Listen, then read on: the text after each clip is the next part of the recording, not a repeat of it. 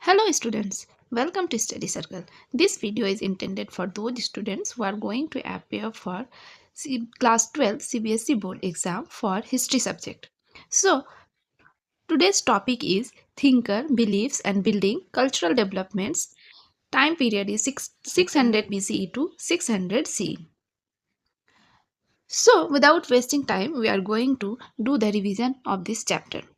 Only the important topic are here mentioned in this video, and this is completely for the revision before exam, and it is very important for the students. So if you are new to my channel, it is request that please do subscribe, like and share this to your friends also. So what is in the topic 1 is that cause for the rise of new philosophers and philosophies. The first point of this topic is that the source of information used to reconstruct the period, that is 600 BC to 600 CE, are the Buddhist, Jain and the Brahminical text movements and the inscription. Buildings of Sanchi and Kanakhera were the most wonderful ancient buildings of Bhopal. Donations were given by Shah Jahan Begum and her successor Sultan Jahan Begum for the preservation of the ancient stupa. Begum Sultan Jahan was funded a museum and a guest house. Discovery of Sanchi Stupa and its preservation by the Archaeological Survey of India had given us more understanding of early Buddhism. A number of thinkers emerged during the mid-first millennium BCE like Zarathustra in Iran, Kongzi in China, Socrates, Plato and Aristotle in Greece, Mahavira and Buddha in India. All these tried to understand the mysteries of the existence and relation between man and cosmic order.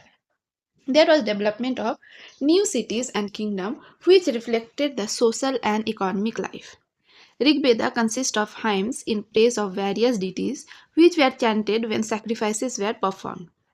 These sacrifices were becoming a problem for common people. Chiefs and kings were performing Rajsuya and Aswamedha sacrifices, which were also a burden, but they did not this in order to please the Brahmanas.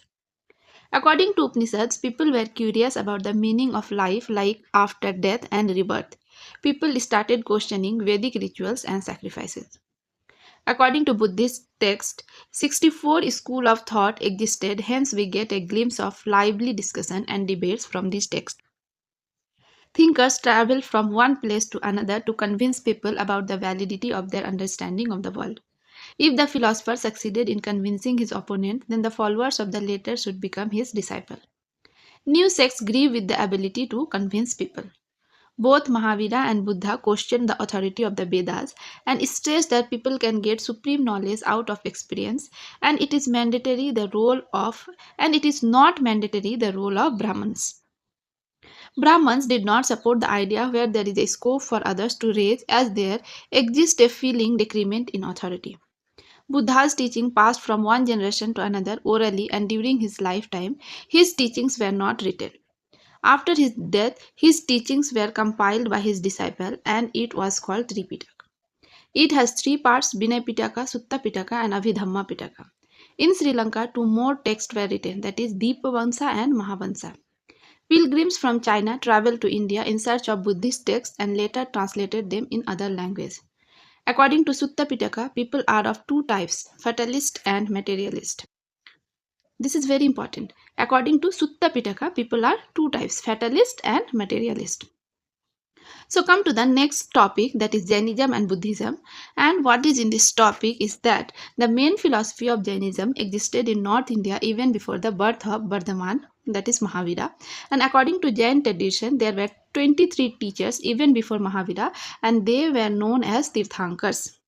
The important idea of Jainism depends on the fact that whole world is animated. The assumption that life exists in all living beings is another important Jain philosophy.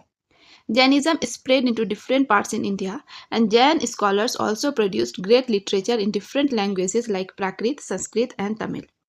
These manuscripts were presented in libraries attached to temples since many centuries. Jain monks traveled from one place to another to spread their religion. Royal patronage was also given to Jainism. Kanishka, a Kushana king, converted to Jainism and worked to spread it to the other areas. Jainism later was divided into two parts. First is Swetambara. Swetambara means they wear only white clothes, and Digambara. Digambara means they wear no clothes, not any single cloth. Buddhism, the source of information about the early life of Buddha is through manuscripts and hagiography. Buddha, also known as Siddhartha, was the son of a king, and four events in his life changed him. These were an old man, a dead body, a sick person, and a saint. These four truths changed the life of Siddhartha, and he renounced the world. He left his place in search of his own, and he meditated for many days and attained enlightenment. He was called Buddha and taught Dhamma, or way of living. The Buddha was the most influential teacher of his time. As per Buddha, society is not made of supernatural power but by humans themselves. Buddha followed middle path, and according to him, world is managed and constantly changing. It is soulless and there is nothing eternally permanent. Sorrow is intrinsic to human existence. The existence of God was irrelevant in the earliest form of Buddhism. Salvation or nirvana was possible if a person controlled his ego or desire. Buddha founded Sangha for his followers, and the monks lived simple life, teaching Dhamma and lived on alms. Women were later allowed to join Sangha and given equal status. After Buddha's death, Buddhism split into two branches, that is, Hinayana and Mahayana.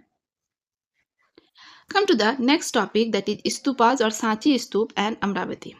What is important in this topic is that some places were regarded as sacred by the Buddhist monks. Many chaityas have been mentioned in Buddhist literature. Places associated with Lord Buddha were Lumbini, Gaya, Sarnath, and Kushinagar. Buddhist ideas and practices emerged out of dialogue with other conditions. From early times, people tend to regard certain places as sacred, which include special trees, sites, or rocks. The sites with small shrines attached to them are described as chaityas, and Buddhist literature mentions several chaityas. The tradition of erecting shapes may be pre-Buddhist, but they were claimed to be associated with Buddhism. There were several regions for buildings. The relics of Buddha were kept in these shapes and came to be venerated, an emblem of both Buddha and Buddhism. According to Buddhist texts, Ashoka distributed relics of Buddha in important towns and ordered to construct shapes over them. Some popular stupas include Sanchi, Sarnath, and Bharhut. Donation for buildings, shapes were made by Satvahanas, guilds of ivory workers, bhikkhus and bhikkhunis, and common people as well.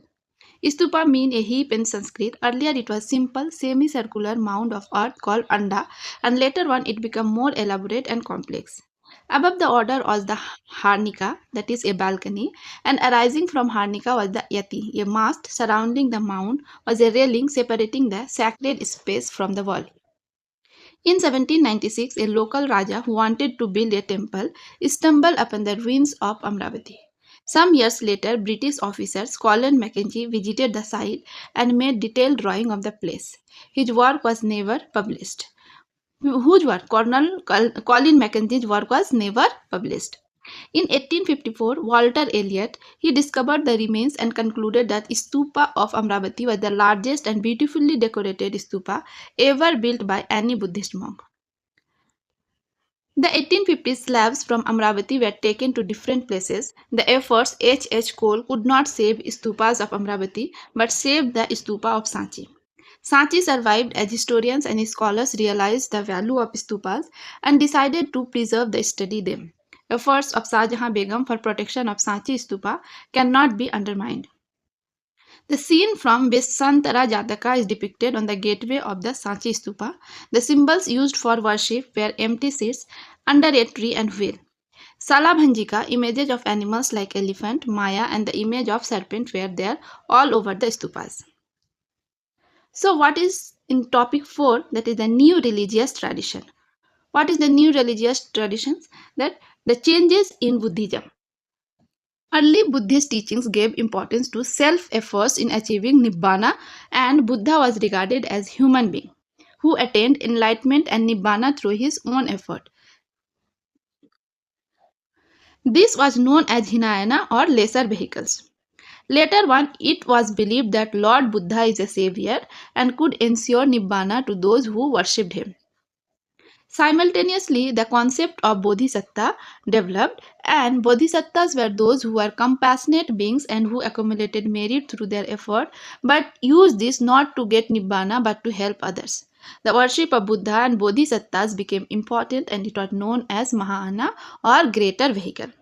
In the growth of Puranic Hinduism, nation of savior was both in Vaishnavism, that is the worshipper of Vishnu, and Saivism, that is worshipper of Shiva, which laid emphasis on the worship of chosen deity.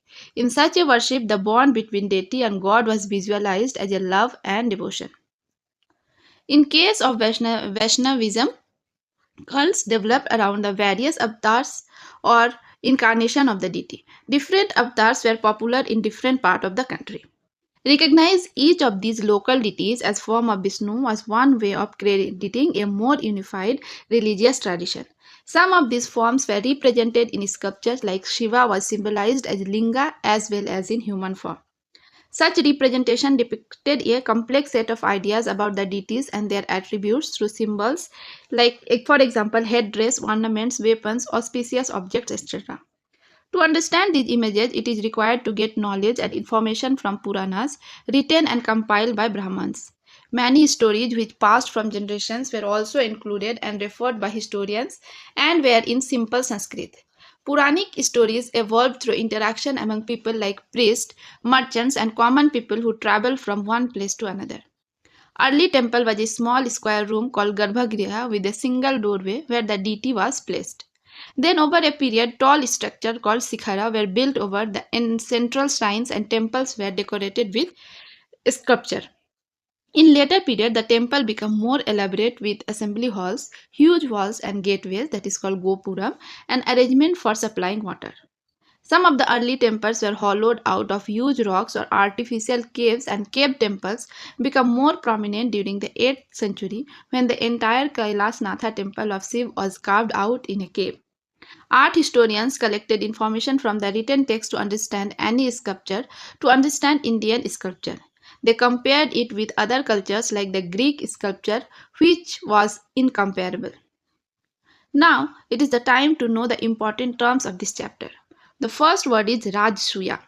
Rajsuya means it was performed by the kings who considered themselves powerful. Ye Yagga. Asamedha. Asamedha is a horse sacrifice, and Kutagra Shala, that is a hut with pointed roof where debate took place. Tripitak, compilation of teachings of Buddha by his disciples. Upanishads, Brahminical philosophical text. Hagiography. Hagiography means the biography of a saint or a religious leader is called hagiography. Ajivikas, a Buddhist sect who was also defined as fatalist. Anika. Anika means transient and constant changing. Fatalist. Fatalist means believed in fate and whatever happened is the fruit of their previous life. Materialist, never believed in action of previous birth, lived life with full pleasure. Lokayats, a religious sect which are defined as materialist. Kutagra Shala, hut with pointed roof where traveling mendicants halted. Chaitya, where Buddhist monk meditated. Stupa, where relics of Buddha were kept. Vihara, where Buddhist monks lived. Relic, physical remains of a saint. Niches, a shallow recess, one in a wall to display a stone or ornament. Scroll, a roll of papyrus parchment. Mahaparinibbana, longest sutra in Pali about the end of Buddha's life. Salbhanjika, a sculpture of a woman displaying stylized feminine features standing near a tree or a branch. Nibbana. Nibbana means nirvana. Bodhisattvas. In Mahayana, a person who is able to reach nirvana but delays doing so through compassion for suffering of fellow beings. Ayudhas. Ayudhas means weapon. So, this is the whole chapter summary and it is very, very important for your revision. So, if you like this video, please do like, share and subscribe my channel. Thank you very much.